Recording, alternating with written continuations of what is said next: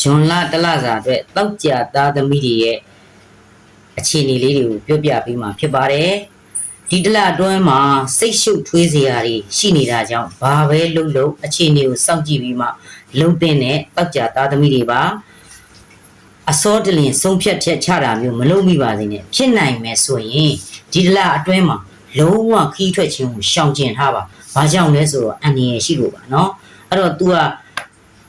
ခီးထွက်တဲ့တောက်ကြကျူအစိုးဖြစ်တဲ့အတွက်ကြောင့်ငွေချင်းနဲ့ပတ်သက်လာလို့ရှိရင်လည်းငွေကုန်ကြေးကြများတာခီးထွက်ရင်လည်းကိုယ့်ရဲ့ပစ္စည်းတွေပျောက်ရှာတာအန္တရာယ်တွေဖြစ်တာမျိုးတွေအဲ့တော့ဖြစ်နိုင်တာကြောင့်ဆရာမပြောချင်တာဒီတလအတွင်းမှာခီးထွက်မဲ့အလုပ်ထက်ကိုယ့်ရဲ့ဆက်သွယ်ရေးနဲ့ပတ်သက်တာဥပမာဖုန်းတို့ကွန်ပျူတာတို့ website တို့အဲ့လိုမျိုးတွေနဲ့ဆက်သွယ်ပြီးအလုပ်လုပ်တာတွေတင်းအတွက်အန္တရာယ်အကင်းဆုံးတောက်ကြတွေဖြစ်ပါလိမ့်မယ်အဲ့တော့ဝန်ထမ်းများကိုလည်းပြောချင်တယ်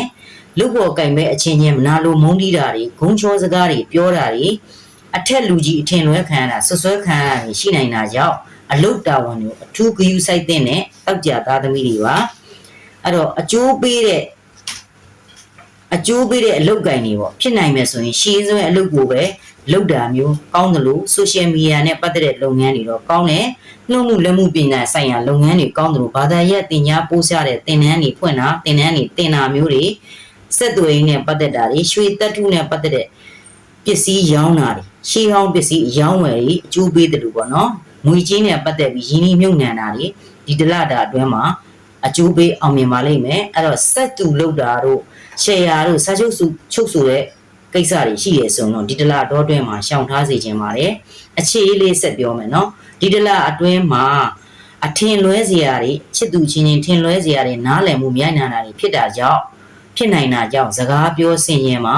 စကားပြောအဆင်မပြေရင်ကွဲကွာပြီးပြန်ဆုံမှုခက်ခဲပါလိမ့်မယ်နော်အဲ့တော့တောက်ကြညံ့တယ်တောက်ကြဖြစ်ပြီးတောက်ကြညံ့တဲ့အတွက်ကြောင့်အခြေအေးနဲ့ပတ်သက်တာကံမကောင်းဘူးအိမ်တော်ကြီးလေးကိုပြောပြမယ်နော်အိမ်တော်ကြီးလေးကလက်အစပိုင်းမှာလေးနဲ့မမရှိတာလေးတွေအိမ်အောင်ဘက်ပေါ်မှာတာဝန်မကျေတာလေးတွေဖြစ်ပေမဲ့နောက်ပိုင်းမှာ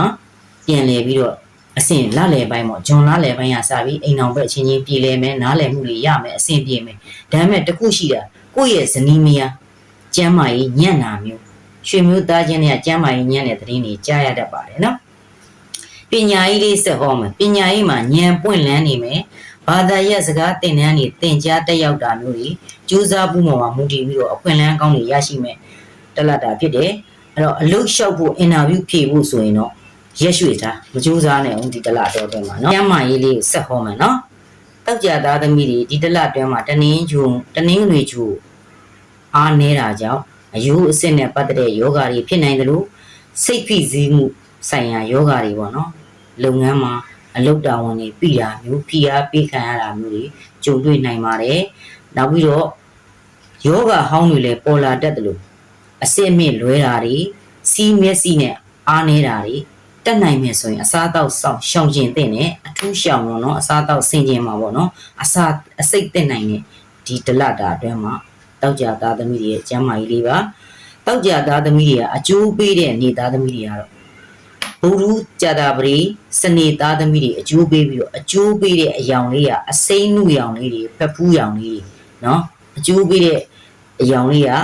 အစိမ့်နှုဖက်ဖူးရောင်လေးတွေဖြစ်ပြီးတော့အကျိုးပေးတဲ့ lucky number ကတော့945ခွန်ဖြစ်ပါတယ်เนาะ945ခွန်ဖြစ်ပါတယ်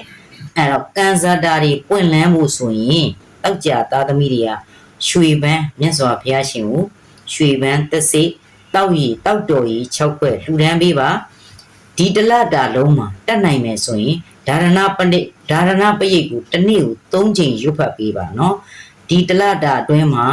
တောက်ကြသားသမီးတွေလည်းနည်းငယ်ဂျိုလေးလုံးညံ့ရှိတဲ့အတွက်ကြောင့်ဘာသာရေးလေးလုပ်ပေးခြင်းအပြင်